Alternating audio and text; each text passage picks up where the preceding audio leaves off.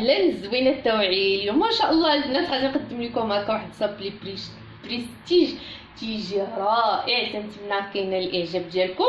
من طبيعه الحال الا عجبتكم الحلقه تاع اليوم ما تنساوش تبارطاجيوها هكا في الصفحات تاع الفيس نتاعكم البنات، وتبارطاجيوها هكا مع العائله والاصحاب نتاعكم في الواتساب. هكا صيفطوها في الواتساب للعائله نتاعكم.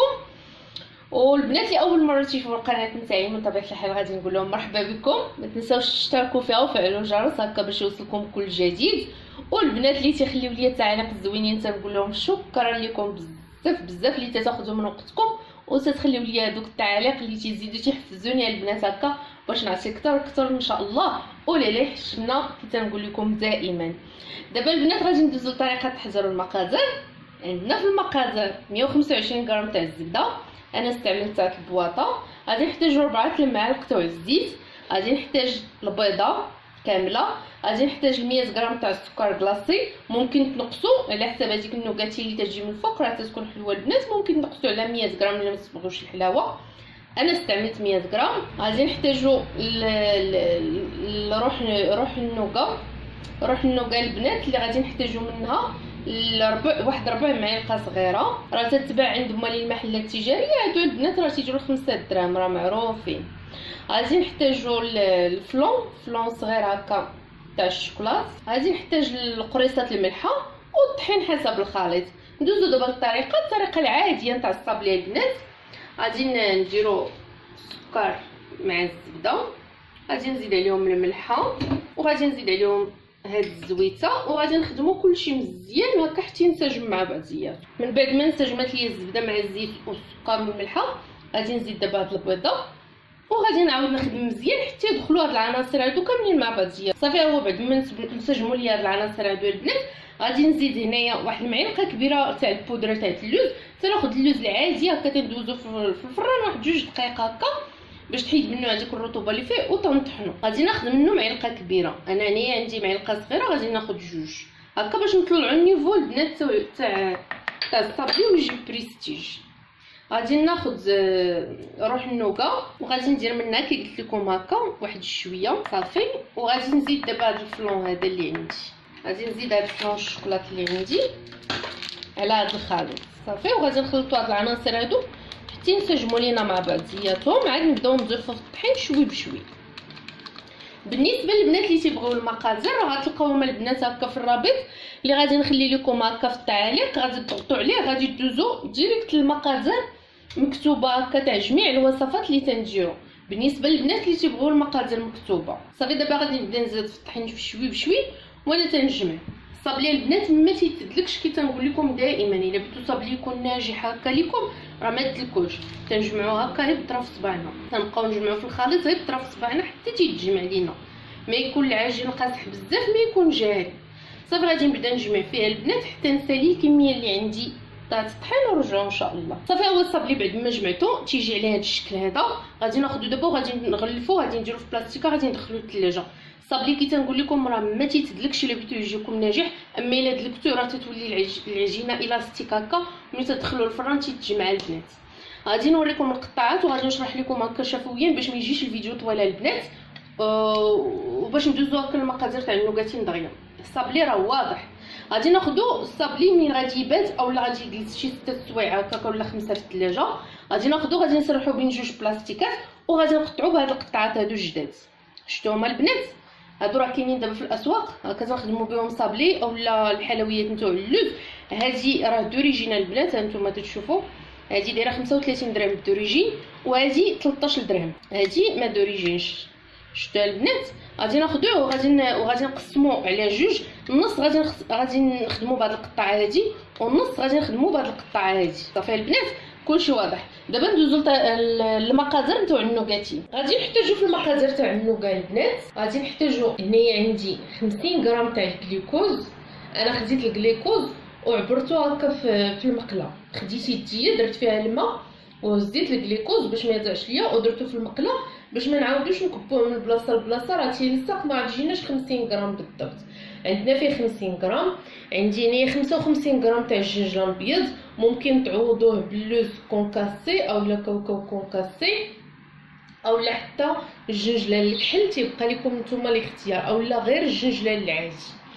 عندي هنايا 50 غرام تاع سنيده، عندي هنايا 2 معالق كبار تاع الماء. ما بغيتش نعطيكم بالغرامات الماء والزبده، ولكن غتلقاوهم في الرابط اللي غادي نحط لكم اسفل الفيديو، غتلقاو هاد المقادير كلهم غادي نحطهم لكم بالغرامات. عندي هنايا معلقه صغيره تاع الزبده، غادي ناخذ هاد المعلقه الصغيره تاع الزبده غادي نزيدها على الجليكوز، غادي نزيد 2 معالق الماء كبار، وغادي نزيد هاد 50 غرام تاع السكر سنيده، وغادي نرد كلشي فوق البوطه حتى يذوب ليا. صافي هو بمجرد ما داب ليا هاد الخليط هذا هكا تذوب سنيده وتتنسجم مع الجليكوز والزبده تذوب حتى هي، غادي ناخذ دابا هاد الزنجلان الابيض وغادي نضيفو على هاد الخليط هذا وغادي نحركو. صافي غادي نحرك وغادي نجيب دابا تاع المول تاع السيليكون اللي غادي ندخلوه للفران.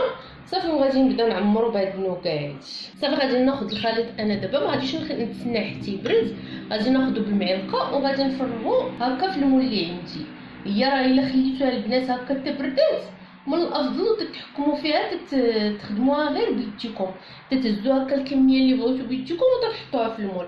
انا غادي نخدمو دابا، غادي نخدم بالمعلقه.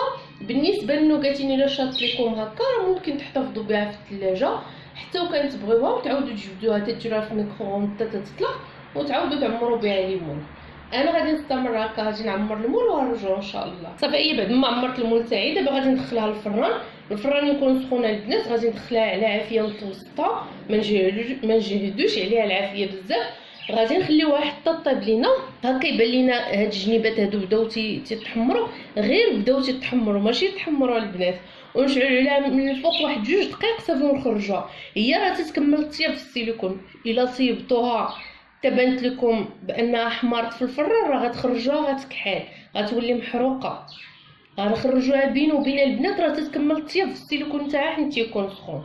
دابا انا غادي ندخلها للفران ونرجعوا ان شاء الله باش نكملوا البقيه تاع تزيين الصابلي، ونوريكم المقادير تاع باش غادي نزينوا الصابلي الاخر. هذا هو الشكل اللي حصلنا عليه تاع الصابلي البنات، تيجي على هذا الشكل هذا هانتوما تشوفوا، وهاد اللوين هذا تيجي فيه رائع.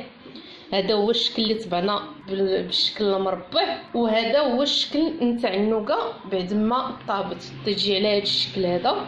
انا درت فيها 2 شكيلات، درت المدوره ودرت المربعه. بالنسبه للنوكا بعد ما تخرج من الفران البنات تنخليوها تتبرد مزيان عاد باش نحيدوها، راه دغيا تتحيد من المول نتاعها. غادي ناخذ دابا الصابلي وغادي نجيب الجليكوز، غادي ندير واحد شويه تاع الجليكوز هكا في الجناب، وغادي نجيب النوكا تاعتي الجهه الملسه هي اللي غادي تكون هكا على برا. صافي وغادي نلصقها، راه كتجي على هذا الشكل هذا تيجي رائع البنات. هاد الصابلي تيجي هكا بحال شي مرايه، تيجي زوين بزاف هكا. هذا بالنسبه للمربع. بالنسبه للدائري تناخذوا النوكا كي قلت لكم بعد ما تكون بردات تجي على هذا الشكل هذا. تناخذ المول نتاعي، هذا المول نيت الصابلي تاعي تندهنو هكا بشويه تاع الجليكوز، تندهن ليه الجنيبات نتاعو هكا، وتناخذ النوكا تاعي وتنحطها هكا في الوسط تجي على هذا الشكل هذا. تيجي رائع هاد الصابلي البنات هكا لا في المنظر ولا في المذاق. انا غادي نكمل هاد الشكيلات اللي عندي البنات ونرجعوا ان شاء الله هكا باش نوري لكم في طبق التقديم. ومن طبيعه الحال الا عجبكم هاد الوصفات وهاد الشيوات ما تنساوش تدعمونا البنات هكا بلي لايك وبارطاج الفيديو، بارطاجيو الفيديو هكا في المواقع تاع الصفحات تاع الفيس نتاعكم، بارطاجيو ليا هكا مع العائله ومع الاحباب في الواتساب. ونكمل كي قلت لكم انا البنات ونرجعوا ان شاء الله ونعطيكم اسرار نتاع النوكا ان شاء الله. وهذا هو الشكل النهائي البنات هكا تاع صابلي بريستيج. تنتمنى هكا ينال الاعجاب ديالكم وتجربوه هكا لوليداتكم والحباب ديالكم، وتصيفطوا لي التطبيقات نتاعكم في الصفحه اللي على الفيسبوك اللي هي شيوات مريم.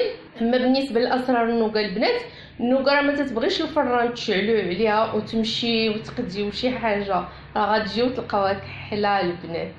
النوكا تتبغي تكوني مساليه شغلك وديري كريتي وتقعدي حدا الفران وتبقاي مقابلاها وبالنسبه للنوكا هكا الا كانت تتغلى في الفران وتطلع لكم من المول السيليكون، بقاو تضربوها هكا غير بمعلقه صافي راه تترجع وتتشكل كيف ما تاخذ الشكل تاع المول.